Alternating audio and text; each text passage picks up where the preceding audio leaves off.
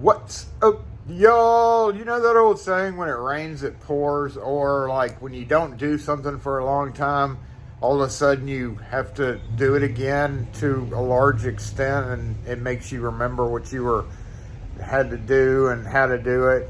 That's just one of those things that happens every so often in the locksmith world. And today we've got GM out the wazoo, a bunch of 6-cut GM. One of them is local.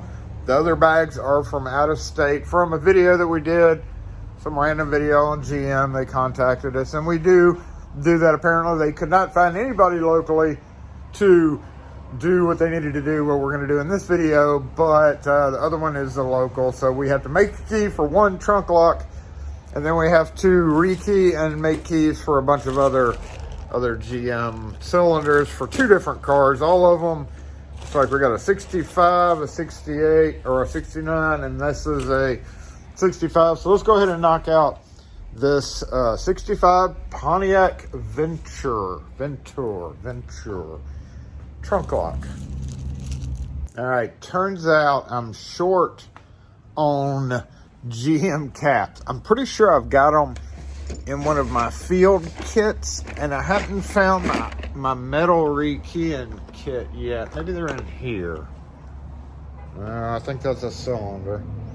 I also have a metal rekeying kit that's got GM stuff in it, but it's not with my other rekeying kit. So I have 2 caps right now, and I've got to replace definitely 1, 2, 3, 4. I need 4 more caps, but I do have 1 at least, so that I can go ahead and do this. Basically, you're gonna yank this guy out. Boop. Just remember how it goes in. Hold and make sure this is the right cap. This looks like it is. Gotta make sure that hole. There's a couple of caps that are very similar, and that hole is slightly bigger, so I just want to make sure everything looks right. It does. And we do have some corroded, so that's, can't do anything about that. I don't have any replacement washers like that. That's one of the big problems working on old stuff, is always these fiber, which kind of puts a seal between this and this. They always are brittle and corroded. So we need to go ahead and, we can go ahead and take this. Yeah, we'll use this. All right, so again, with this, is kind of self-explanatory how these springs go on there, but just study it. Looking down the cylinder, hooks in there, wraps around, comes back, wraps in there.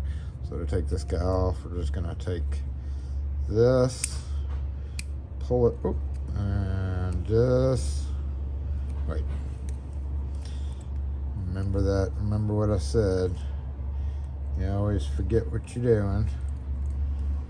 Does this guy come off first? Nope.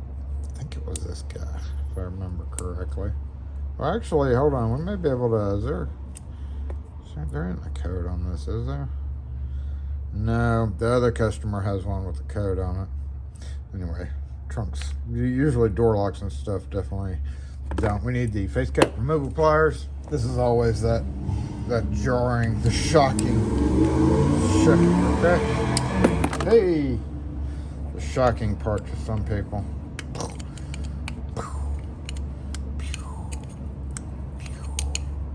You get the idea. I'm out of pews. By the way, as you're going around, don't cut yourself. Wear a glove if you have soft hands. Boom. All right. So I'm not really concerned about the springs because I have plenty of them, but be careful. There's a cap, and I've got replacement caps too, and a couple of springs. So we're just going to go ahead and knock these out and just push this right on through. I believe we are going to have to drill the hole. I think that was one of the things about trunks, is it does have to be turned to do that. So we are going to have to drill the sidebar hole and put tension on it, which means we're going to have to go in from this side with a little bitty tiny hole, because there's no way for it to come apart otherwise. It has to be turned away from that. All right, we got to drill the hole, so we're going to go. It's always the kind of the deeper side. So if you look at it, it's kind of off center because one side has to be bigger for what is technically the sidebar right along in this area. So basically, we follow this around to about right there.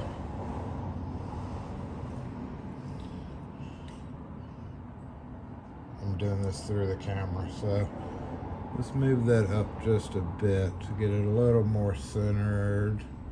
Yep, close. As long as you're able to hit it, we're gonna use like a little bitty tiny 3/16 bit or whatever, not 3/16, 7/64. Just slowly but surely, put a tiny hole until you break through.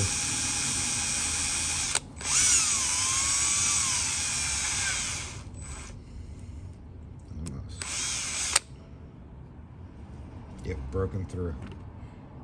See the space there? All right, so now we need something to poke in on that and a rake.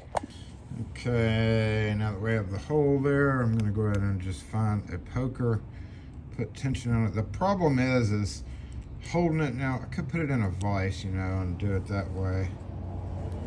But we're just gonna give this a try first. Basically, I'm putting pressure down and I'm raking the wafers until I feel that pick just drop in. And then we got to get it to turn while we have that pressure on there.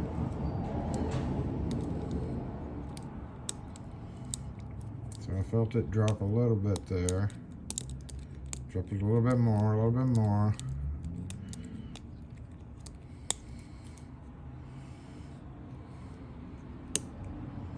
Okay, did it turn?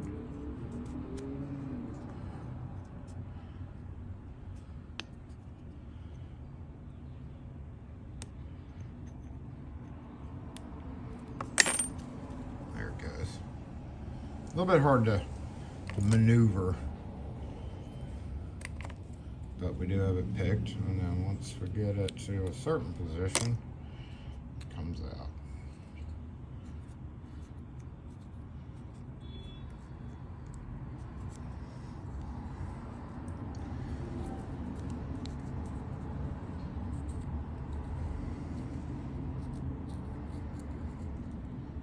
That position, one of the positions. Now that we got this guy out, we're going to go ahead and re-pick it so that we can read the depths. There's basically 3 ways to do this. Sight read, which is how I was initially taught, just in case I didn't have the tools with me. The GM bullet thing, which these are okay. They help a little bit, or the Kedex GM decoder. I don't even know if they still make any of these.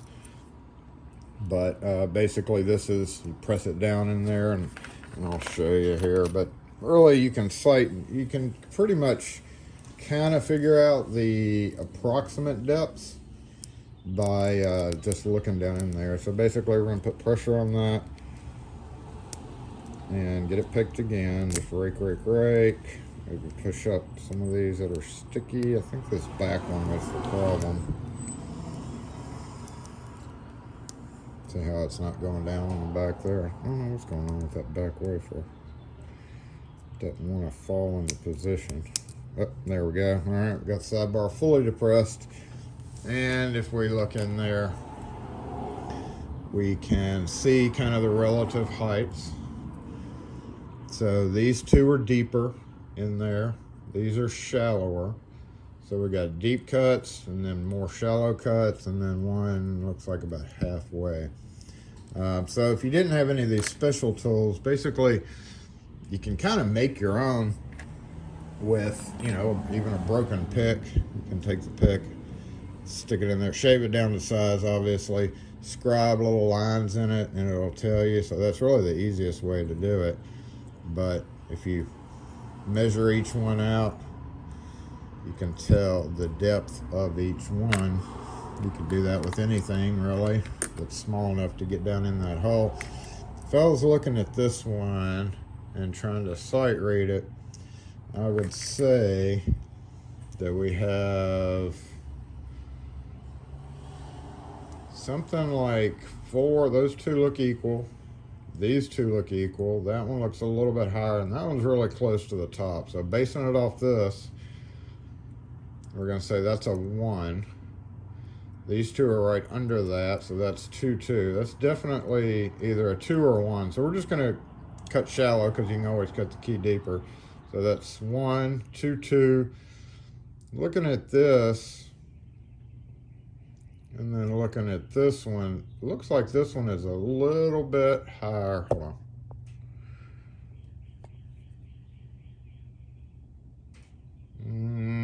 This one looks just a little bit higher than these. So we're going to go 4, 4, 2, 2, 1, 3. 4, 4, 2, 2, 1, 3. So if we were using the bullet, we would just stick it down in there. The problem with this guy is it always stops right on that edge. These are no problem usually, so let's go ahead and just check that.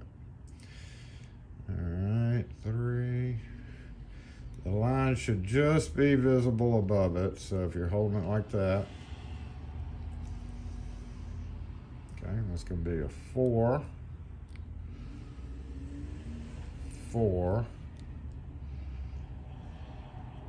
2,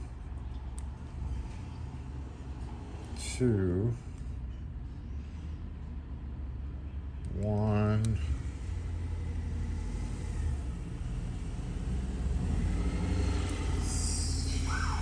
3. It's got to be a 3 because it's not a 2. All right, we've got a race going by here. I'm going to turn this around and use the Kedex guy to show you the same thing, really. Oh, shoot, I let it go.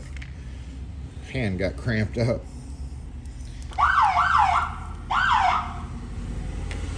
Had to go look at the racers. All right, so we're going to go ahead and make all these equal, just like that, and then basically just push it down into the holes. Come on.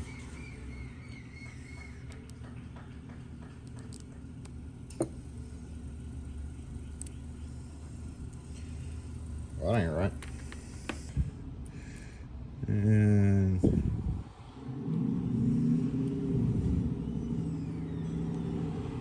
push down. There we go. Alright, so I'm a little bit below 4. I'm going to trust in my instincts and go shallower. So 4, 4, 2, 2, 1, 4. But according to this, it looks like 5, 5, 3, 3, 2, 4. But we can always cut a 4, 4, 2, 2, 1, 3 down to 5, 5, 3, 3, 2, 4 if indeed it is. So I'm going to grab our trusty Curtis number 14 and go with the 4, 4, which adds up. 4 plus 4 is 8. 8 plus 2 is 10. 10 plus 2 is 12. Plus 1 is 13. Plus 3 is 16. So that's even. Should be it. 4, 4,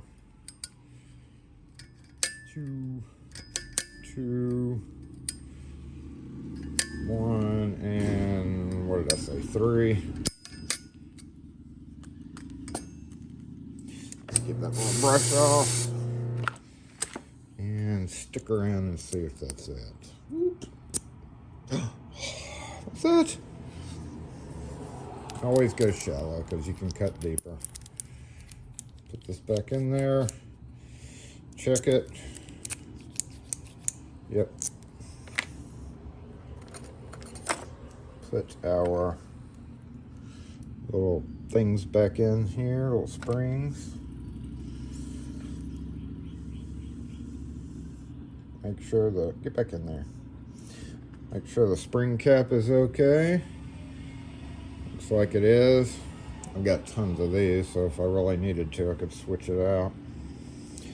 Plop that right there. Make sure it goes down in there, and then we're gonna move over a little bit. So let it float. Push it down. Yep, and then turn this and make sure, see how that tooth won't fold down because that's in the way, so we need to rotate that. Rotate that there, there, there, and there. There we go. And then it's just a simple matter of pushing them down with the screwdriver. So we're gonna go.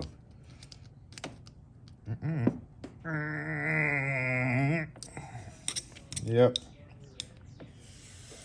Slightly turn it.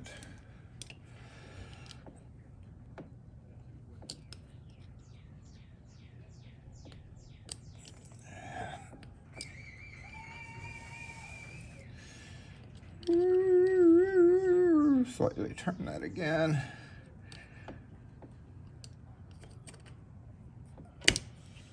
Yep, now we're good. All right, and we're just gonna come through and push the rest of them down.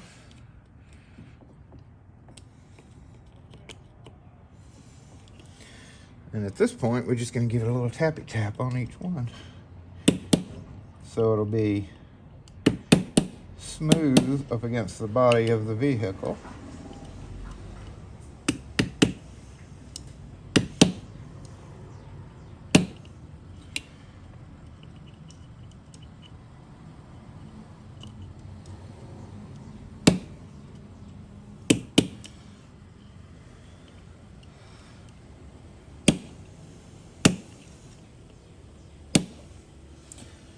Nope, one more.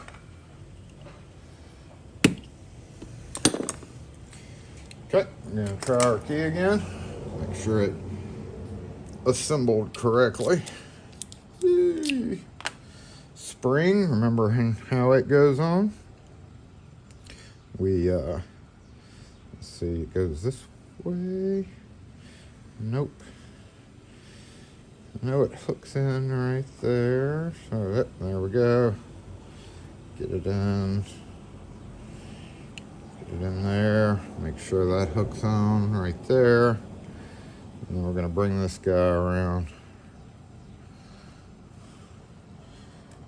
Helps to do this with a little screwdriver so it doesn't hurt your finger. Just like that. And then hook. So there we have it, y'all. Making a key for a 60, what was this? Chevy Ventura. Now I'm gonna do all the other ones, but I guess I'm gonna do them in a whole separate video. Let me go ahead and cut another one of these. I'm gonna search through my stuff and see if I have any washers. I don't know if I do. Pretty sure I don't, and even if I do, mine are probably all corroded. So there you go. If you have any questions or comments, hey. Sir, how are you? Good. Woo, woo, woo, woo, woo. Gotta go ahead and knock out this other key real quick. What was it? 4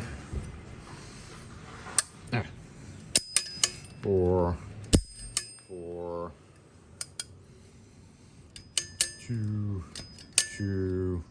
One's really not a cut. I don't even know why I bother. And 3.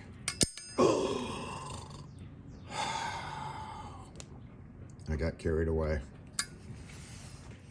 Luckily, I have 53,000 of those. What I did was I squeezed too hard on this guy. So I always squeeze it together so that it kind of does what it's supposed to, but sometimes that doesn't work out right. 1 and 3.